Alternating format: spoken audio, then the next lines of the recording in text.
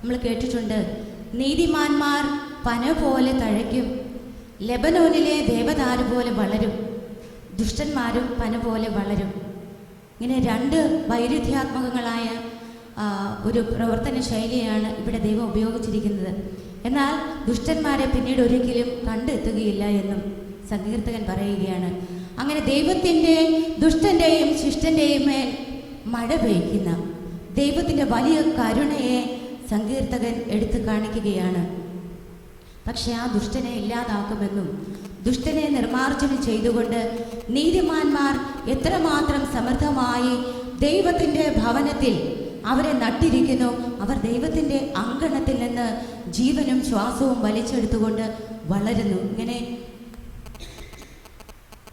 ദൈവിക ജ്ഞാനത്തെ പ്രകീർത്തിക്കുന്ന ദൈവത്തിൻ്റെ കരുണയും ജ്ഞാനവും എത്ര അഗാധമാണെന്ന് അതൊരിക്കലും മനുഷ്യബുദ്ധിക്ക് മനസ്സിലാകുന്നില്ല. അങ്ങനെ സങ്കീർത്തകൻ ഈ രണ്ട് രീതിയിലുള്ള ജീവിതത്തെക്കുറിച്ച് വ്യാഖ്യാനിക്കുമ്പോൾ അവസാനമായി പറയുകയാണ്, അവരെ ദൈവത്തിൻ്റെ അങ്കണത്തിൽ നട്ടിരിക്കുന്നു, അവർ നമ്മുടെ ദൈവത്തിൻ്റെ അങ്കണങ്ങളിൽ തഴച്ചു വളരുന്നു, വാർദ്ധക്യത്തിലും അവർ ഫലം പുറപ്പെടുവിക്കും, അവർ എന്നും ഇല ചൂടി പുഷ്ടിയോടെ നിൽക്കും.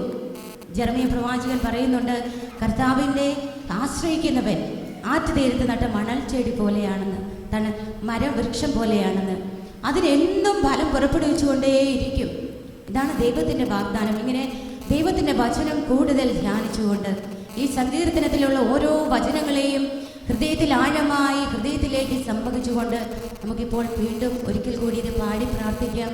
പ്രാർത്ഥിക്കുമ്പോൾ നമ്മുടെ ഉള്ളിലേക്ക് ആഴമായ ഇതിൻ്റെ അർത്ഥം ഇറങ്ങുവാൻ, കർത്താവേ, അങ്ങയുടെ പ്രവൃത്തികൾ എത്ര വലുതാണ്, അങ്ങയുടെ ചിന്തകൾ എത്ര അഗാധമാണ്, ആ അഗാധമായ ചിന്തകളിലേക്ക് ഇറങ്ങി ചെന്നുകൊണ്ട് നമ്മുടെ ആത്മീയതയെ ആഴത്തിലേക്ക് നീക്കി വലയിറക്കുന്ന അനുഭവത്തിലേക്ക്, ദൈവഹിതമനുസരിച്ച് വലയിറക്കി അനേകം മീനുകളെ പിടിക്കുന്ന ഒരവസ്ഥയിലേക്ക് നമ്മുടെ ആത്മീയത ഒരു പടി കൂടി മുന്നിലേക്ക് എടുത്തു വെച്ചുകൊണ്ട് നമുക്ക് ഈ സങ്കീർത്തനം ആഴമായ ബോധ്യത്തോടെ ദൈവത്തിന് നന്ദി പറഞ്ഞുകൊണ്ട് ദൈവത്തിൻ്റെ അഗാധമായ ജ്ഞാനത്തെ നമ്മുടെ ആത്മാവിലേക്ക് നിവേശിപ്പിക്കണമേ എന്ന് പ്രാർത്ഥിച്ചുകൊണ്ട് ഈ വാഗ്ദാനങ്ങളെല്ലാം ആ വൃക്ഷം ഫലം പുറപ്പെടുക്കുന്ന വൃക്ഷങ്ങളാക്കി മാറത്തക്ക വിധം ദൈവത്തിൻ്റെ അങ്കണങ്ങളിൽ നിന്ന് ഞങ്ങളെ പറിച്ചു മാറ്റാതെ അങ്കണങ്ങളിൽ തഴച്ചു വളരുന്നവരാക്കി മാറ്റണമേ എന്ന് പ്രാർത്ഥിച്ചുകൊണ്ട് ഒരിക്കൽ കൂടി എല്ലാവർക്കും ചേർന്ന് പാടാം. സങ്കീർത്തനം 92. നീതിമാൻ